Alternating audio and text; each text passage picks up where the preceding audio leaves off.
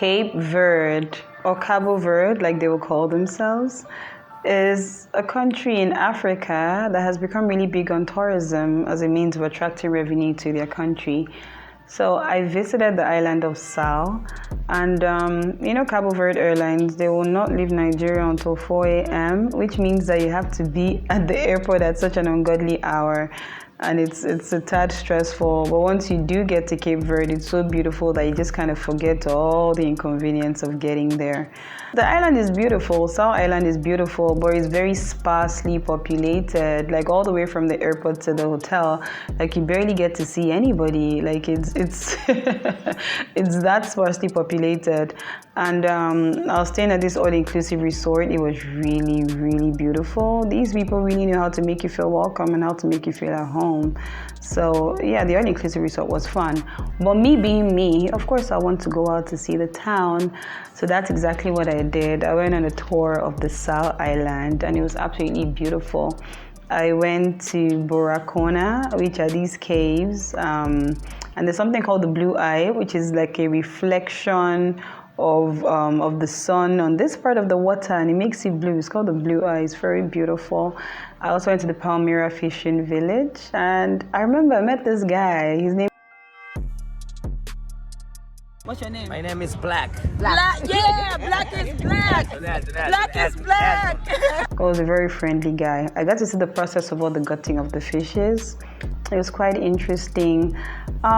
Cape Verde is very picturesque, the South Island. There were many of the buildings that had, like different colors. Like one building will be orange, the one right next to it will be blue, the one right next to that will be green. So I found that very fascinating. It was quite beautiful, like the pictures of Cuba that you see. I also went shark watching, and it was quite exciting. Like, so you wear these water shoes, right, that you have to rent, and then you go from the shore into the water, right, and then you stop just like at this shallow part, and then you can see the sharks. Like you can see them up close and personal. You can see their fins, you can see them swimming, you can see them, like, it's crazy. Like you can actually see them.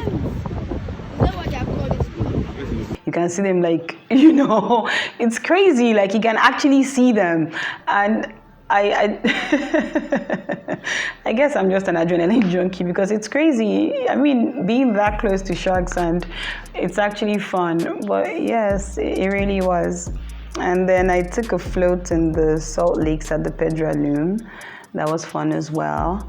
And then I think one of the highlights of my trip is that I saw an Obama doppelganger. I kid you not, this guy looks exactly like Obama.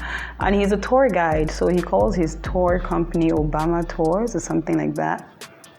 He is a doppelganger for real. Like if anybody never believed in doppelgangers, if you see this guy, you could actually pass for Obama's twin brother or something. So yeah, I mean, Cape Verde was fantastic. I went to Santa Maria, which is like the town square type thing. I went to the market. I bought quite a few keepsakes. I saw a lot of the hotels in town.